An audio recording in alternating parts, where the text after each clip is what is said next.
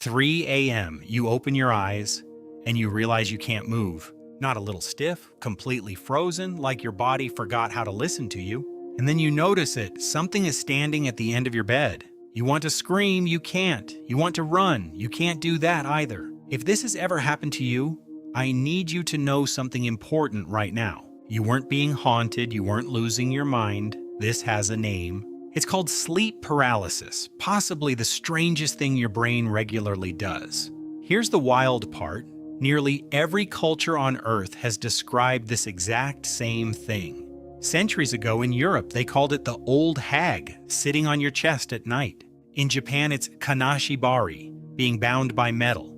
Elsewhere, a spirit pressing you down. Different names, different centuries, different continents. Somehow the exact same experience.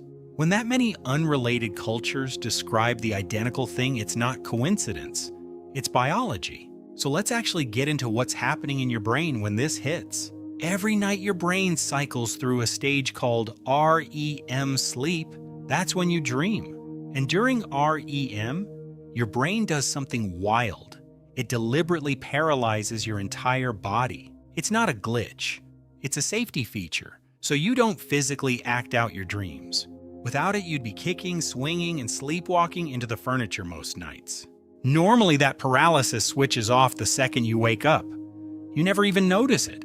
But sometimes your mind wakes up a few seconds before your body gets the memo. You're fully conscious, fully aware, and stuck inside a body that isn't listening yet. That alone is terrifying, but it's not even the strangest part.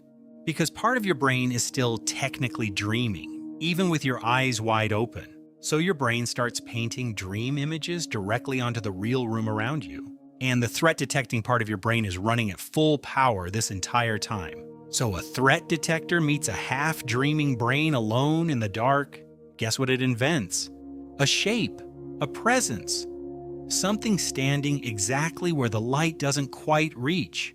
That's the shadow figure, not a ghost, not a demon. A hallucination built by your own nerves. It's actually the same ancient alarm system we talked about in the murder show video. The exact wiring that once scanned dark caves for predators, just misfiring for a few seconds. Which means the scariest moment of your night is your brain doing its job too well.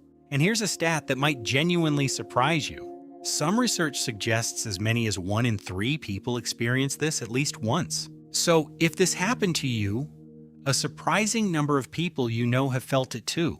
They just never brought it up. Who casually mentions a shadow sat on me last night? Turns out it's one of the most common shared experiences nobody actually talks about. Now, is any of this actually dangerous? Good news, no. On its own, sleep paralysis cannot physically hurt you. Episodes almost always last somewhere between a few seconds and about 2 minutes.